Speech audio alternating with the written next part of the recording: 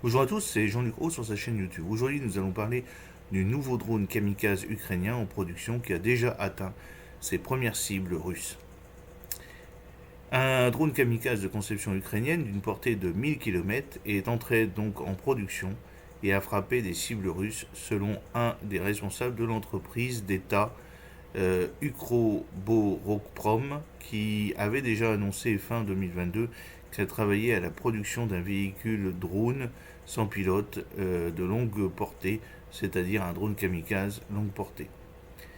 Cela donnerait aux forces ukrainiennes AFU la capacité de frapper des cibles avec une ogive de 75 kg, dont avec une portée de 1000 km et qui serait résistante aux capacités de guerre électronique russe.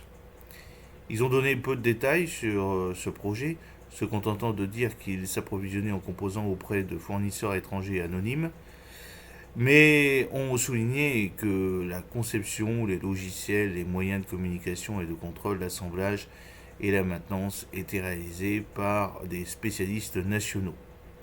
La seule image disponible à l'époque était le nez du drone, ce qui a amené des commentateurs à spéculer qu'il était analogue au drone irano-russe Shahed.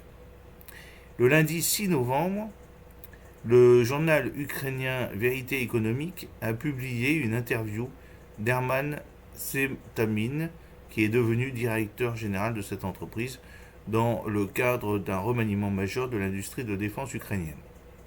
Dans l'interview, Smetatin a parlé des tâches qui lui ont été confiées, qui consistaient à garantir que l'entreprise commence à produire les armes dont l'Ukraine a besoin pour mener la guerre contre la Russie avec des quantités requises et le plus rapidement possible. L'intervieweur a particulièrement attiré l'attention sur la nécessité d'une capacité de frappe à longue portée et sur le fait que le prédécesseur de Smetamin, Yuri Gusev, avait déclaré que le drone à longue portée avait déjà volé, mais que le manque d'informations avait amené les gens à douter de son existence. La réponse de Smetamin a été simple. Il est produit en série et a été commandé par nos forces de défense. Le drone a en effet touché ses premières cibles russes. La portée de combat enregistrée était d'environ 1000 km.